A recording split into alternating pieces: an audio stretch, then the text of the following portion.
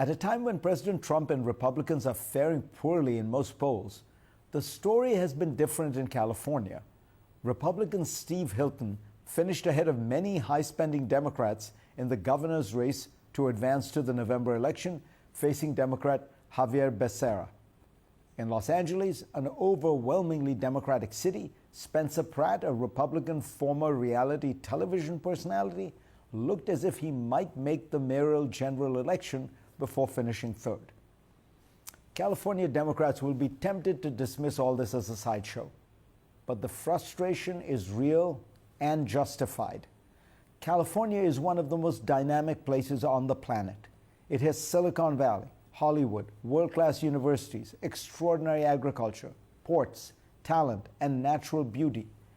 But it is a case study in how a rich society can spend more and more while producing less and less of what its ordinary citizens need. The paradox of California today is a successful economy attached to a failing model of governance. Consider the fiscal record. Since 2000, California's population has grown by roughly 15%, but the state's general expenditures have grown more than 200%, from $78 billion to about $248 billion. General spending per person has risen from about $2,300 to about $6,300. The number of state employees has grown by more than 50% by one count. Does anyone think that California government and its benefits have gotten 200% better in the last 25 years? Housing is the central failure. California has long spoken the language of compassion while building a system of exclusion. Alicia Finley writes in the Wall Street Journal that from 2021 to 2024, the LA metro area, with nearly 13 million people, issued only 118,000 building permits for new homes. Atlanta, with about half that population, issued 163,000. California has made it too hard, slow, and expensive to build. The result is predictable. Home prices soar, rents rise, workers commute farther, homelessness grows, young people leave. And people are leaving. Over the past 7 years, the state has lost a net 1.9 million people through domestic migration. For generations, people moved to California to pursue the future. Now many middle-class people are leaving because they can't afford one. Or look at education. For years, California schools had a plausible excuse. They were underfunded. Total spending on education through 12th grade has more than doubled since the early 2010s, and per pupil spending by 2023 was well above the national average. Yet the results remain dismal. In the 2024 Nation's Report Card, California was 43rd in 4th grade math, 39th in 4th grade reading, 36th in 8th grade math, and 38th in 8th grade reading. Homelessness tells the same story in a more painful register. A 2024 audit revealed California had spent $24 billion on the problem over a 5-year span.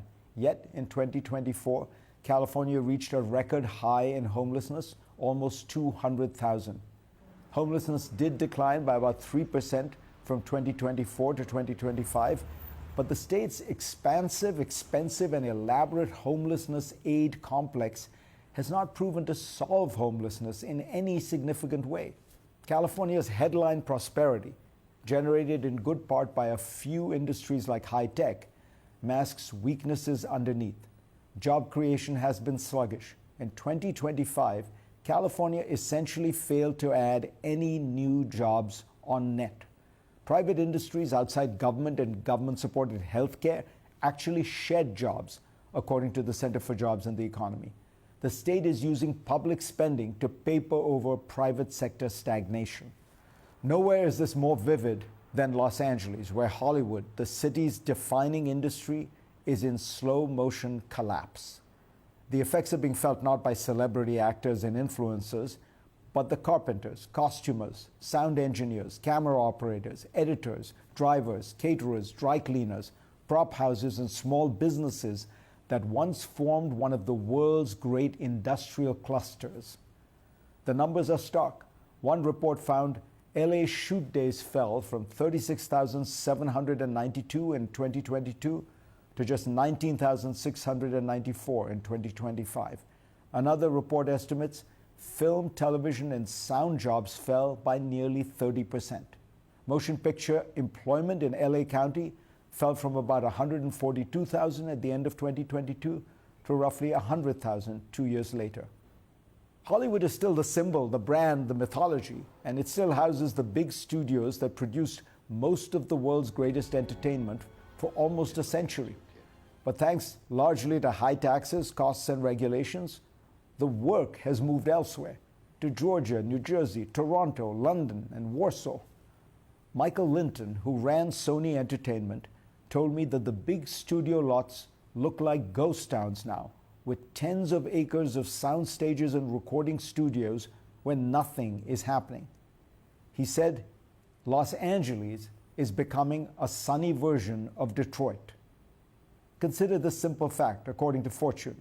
None of the 10 films nominated for Best Picture this year were primarily produced in Hollywood. Los Angeles still hosts the Oscars, but increasingly it does not actually make the movies being honored there. For years, Democrats in California have governed without any real competition. The recent primary results suggest that even in deep blue territory, voters are restless. They're not becoming Republicans, but they are asking a reasonable question. Why does a state with so much money, talent, and promise make life for ordinary people so hard?